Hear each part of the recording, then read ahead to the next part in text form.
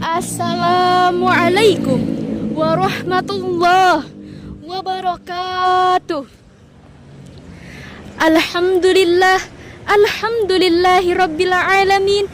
Wabihi nasta'in wa ala umurid dunya waddin.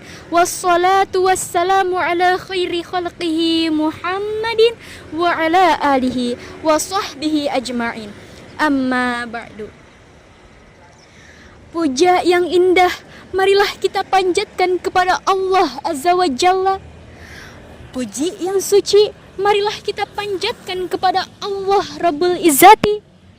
Syukur penolak kufur marilah kita panjatkan kepada Allah Rabbul Ghafur.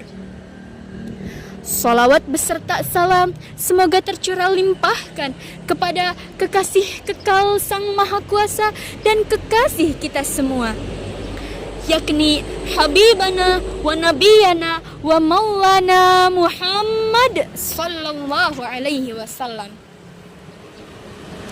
Sahabat aksi rahimakumullah, Al-Quran adalah firman Allah yang diturunkan kepada Nabi besar Muhammad sallallahu alaihi wasallam untuk dijadikan pedoman bagi kita semua. Allah Subhanahu wa taala berfirman dalam surat Al-Baqarah ayat 2, A'udzu billahi minasyaitonir rajim. Bismillahirrahmanirrahim. Dzalikal kitabu la raiba fih hudal lil muttaqin. Yang artinya di dalam Al-Quran ini tidak ada keraguan padanya untuk dijadikan pedoman bagi orang-orang yang bertakwa. Ayat ini menegaskan bahwa Al-Quran menjadi pedoman bagi kita semua, bagi orang-orang muslimin dan muslimat. Rasulullah Shallallahu Alaihi Wasallam bersabda, "Aku tinggalkan kepadamu dua perkara, insya Allah kamu tidak akan tersesat jika mengikuti keduanya. Yang pertama kitabullah dan yang kedua sunnah Rasul."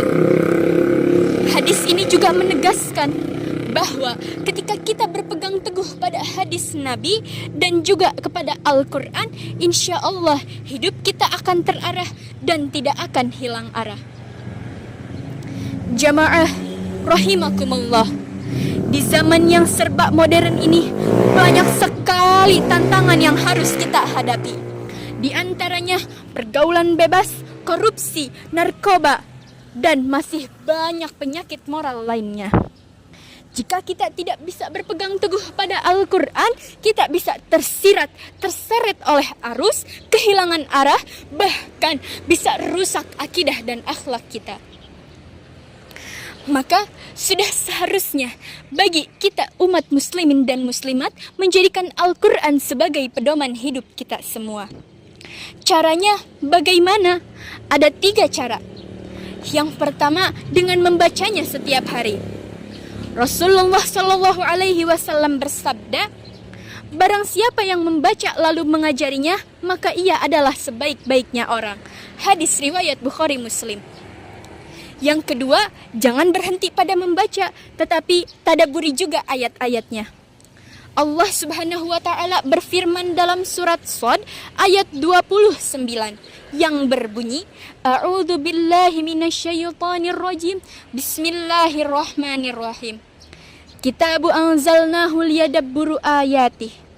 Yang artinya Al-Quran ini adalah kitab yang kami turunkan dengan penuh berkah agar kamu mentadabburi ayat-ayatnya. Poin yang terakhir atau yang ketiga, jangan berhenti pada membaca lalu mentadabburi, tetapi kita juga harus mengamalkannya di kehidupan sehari-hari. Hadirin, ada satu kisah menarik dari sahabat Rasul, yakni Umar bin Khattab radhiyallahu an sebelum masuk Islam.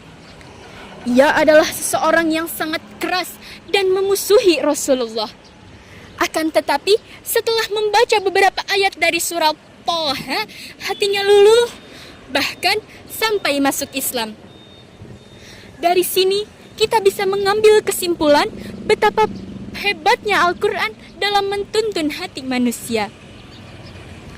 Maka sudah seharusnya hadirin, kita sebagai umat muslimin muslimat jangan menjadikan Al-Quran hanya sebagai bacaan di bibir, dibaca saat tahlilan, tetapi tetapi membacanya dengan setiap hari. Mudah-mudahan kita semua bisa istiqomah dalam membaca Al-Quran. Mungkin hanya ini saja yang dapat saya sampaikan, kurang lebihnya mohon dimaafkan. Kalau ada sumur di ladang, boleh kita menumpang mandi. Kalau ceramah saya kurang panjang, boleh nanti panggil lagi. Akhiran, unzur man qala wala tangzur maqala. Wabillahi taufiq wal hidayah. Wassalamualaikum warahmatullahi wabarakatuh.